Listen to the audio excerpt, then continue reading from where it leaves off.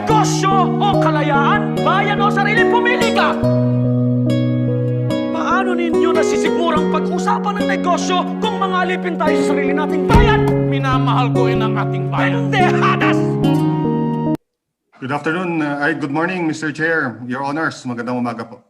Gandang umaga po. Honorable Fernandez. Good morning, Attorney Del Rosario. Yes, sir. At kumusta naman ang iyong bakasyon? Ito, sir. Still attending the different hearings at nagpapahinga po to recuperate from my illnesses. At Attorney Del Rosario, no? Kasi ang nakakamahiwaga sa akin dito, Mr. Chairman, itong the same group ng supplier, yung Masangkay Computer Center, na noong 2018 to 2019, pinagbabawal na ng batas na bumili ng desktop. Bumili ka pa rin doon, Attorney Del Rosario. At doon noong 2015, nung ikaw ang Region 1 Director, itong the same company, na blacklisted, binigyan mo pa rin ng project. At as a matter of fact, Mr. Chairman, kahit noong 2017, meron din silang project, bali pa rin yung kanilang maximum allowable time para sa pagbili ng mga goods. Sumusobra pa rin sila sa araw. Para meron silang pattern, Mr. Chairman, no? From Region 1, si Attorney Del Rosario, inakay niya yung Masangkay hanggang sa national, bawal na bumili pa rin sila. Parang that is not a fair statement, Mr. Chairman. lagi kayong Sandali tayong inaakay. Attorney Del Rosario. Just a quick, Honorable De Rosario, may mga dokumento si Congressman Fernandez eh. Yes, sir. So, palagay ko hindi naman unfair factual yung pinapakita niya.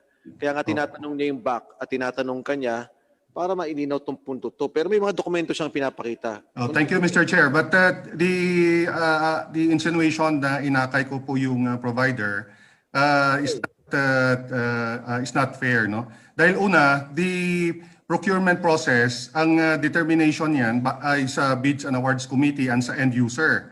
The role of legal there is to review whether the process conformed with the procurement provisions in RA 9184, no? So it's not fair to... Mr. Chairman, Attorney Del Rosario, dapat nga talaga tinitingnan nila lahat ng evaluation. At ikaw nga yung nag-certify pa nga doon sa pagbili ng laptops. Hindi nga ako, sir, di ba?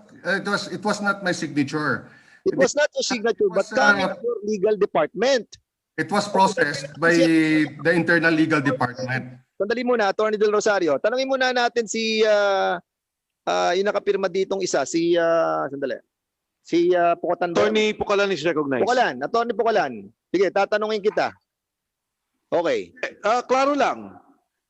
Attorney De Rosario, nakikinig ka rin, ano? Okay. Yes, sir. Hindi ibig sabihin na hindi ikaw ang nakapirma kung nanggaling sa department mo is you do not have command responsibility. But being fair, I understand. Attorney Pukalan, kindly reply. Attorney Pukalan, ito yung dokumento na nagse-certify na sinasabi, kahit sabi bawal sa batas bumili, dapat bumili kayo sa PSDBM. Sinicertify dito na lahat nag-undergo sa appropriate evaluation and upon review of the specific provision, no legal impediment for the final execution. Ikaw ang pumirma. So, ikaw ba humingi ng authority kay Attorney Del Rosario? Mr. Chair, good morning. We have CPO on the who will be the OIC in case Attorney Del Rosario is on leave or on official travel, no? So ako po ang next in rank sa kanya in case meron po nasa on leave po siya or nasa official travel. During that time, na pinirmahan mo to, on behalf of Attorney Del Rosario, Yes, sir. I only sign in behalf of Attorney Del Rosario, of course, with so his pinirmahan mo to clearance. on behalf of Attorney Del Rosario. Yes, Your Honor. At But hindi, I would like to clarify, sir, no? sige, go ahead. That when the document is endorsed to the internal legal department for review of the contract, we always require duly signed back resolution from the concerned back Because that is the only Walan. assurance. Attorney Pukalan, sandali muna. Okay tayo doon sa lahat ng procedure kapag pag nag-ano tayo, nagpo-procure tayo. In the first place, hindi ito pwedeng mag-undergo ng process dahil mali na. Dahil sinasabi ng GAA 2018, Section 23, bawal kayong bumili ng desktop and laptops. Kaya sabihin mo kung ano man yung klase ng procurement na ginagawa nyo, hindi na pwede magproseso. Sir, Dahil in the that first was- place, bawal nga. Sir, but that was already approved by the concerned BAC, validated by the TWG of the BAC Hindi nyo ba IT. alam yung batas na GAA Okay. 2018, Section 23? Hindi nyo alam? Sir, Are you aware of that? Yes or no? We I are think, aware of the RA. Attorney Pukalan, Yes, sir. ang question dito kasi, yung PSDBM, sinertify mo pa. Pero lumalabas nga, mas mura yung PSDBM. So yung certification mo, based dun sa recommendation ng BAC. But Yes, sir. ang sinasabi ni Honorable Fernandez, mali nga. Kasi kung chinek nyo lang yung PSDBM at chinek nyo yung presyo na to, makikita mo kagad yung conflict na mas mababa ang PSDBM. Sir, but that obligation is should have been performed by the BAC because under the procurement law, the BAC itself is duty As a lawyer, duty-bound to ensure okay, strict Attorney compliance Pukalan, with the as a procurement. lawyer, nilagay mo yung pirma mo doon. So, pabayaan na natin yung kasong yan. Pero sinasabi ko sa iyo, pumirma ka and you take responsibility based on the recommendation of BAC. Pag nag-file ng kaso, you cannot just point to the BAC because you certified the actions of the BAC. So, yun na lang po siguro. Tama, okay. Honorable Sige, Fernandez. at least, Chairman. okay. Mr. Chairman. At any rate, moving forward tayo, at alam naman natin na mali na yung ginawa nila, at nagpapalusot pa sila. Attorney Del Rosario, are you aware of Republic Act 11127? I don't remember, Your Honor.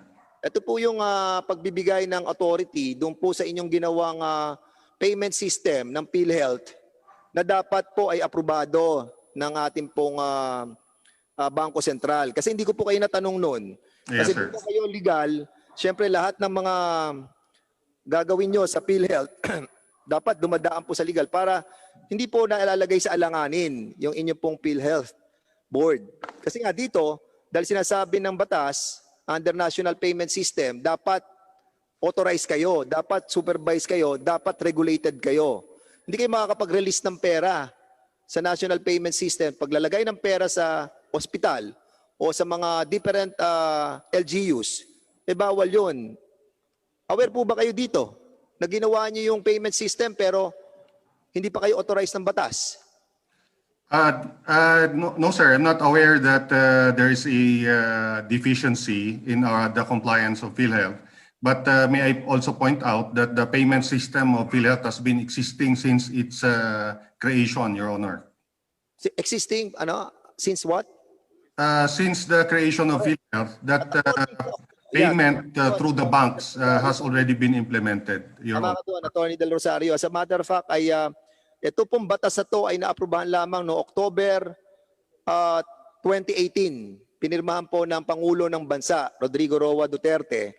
At ayon sa Bangko Sentral, yung implementing rules ay na-implement noong October 1, 2019. Now, noong 2019, hindi po ba kayo nag-undergo na maaprubahan kayo ng Bangko Sentral at you'll be under regulation and supervision? O talagang iniiwasan ninyo na mag-undergo sa Bangko Sentral dahil nga mabubuko na yung ginawa nyo, yung modus operandi nyo, wala na, sira na, masasayang araw. Di ba? Kasi, That again, sir, is an unfair insinuation. ito, Pili po, Attorney Del Rosario, ito pong scheme na sinasabi ng Bangko Sentral, tunay na napakahigpit pagdating sa payment system. Hindi kayo basta-basta makakapag-release ng pera kung hindi dadaan sa Bangko Sentral sa kanilang payment system scheme. Ngayon, Mr. Chairman, anong ginawa nyo noong October 2019? Nung malaman ninyo na meron ng ganitong implementing rules and regulation ng ating pong Bangko Sentral, sabi ng ating operating payment system, si Attorney Duque, hindi kayo nag-undergo. Kayo bilang abogado, kayo ang legal department, dapat alam ninyo to. Ano pong ginawa ninyo? Sir, I think the payment system, the end user can very well explain that. But on October 2019, for the record, I was not. I was on study leave, no. So I'm not familiar with the law that you mentioned. But I recognize that that particular requirement of law should have been reviewed by the legal sector.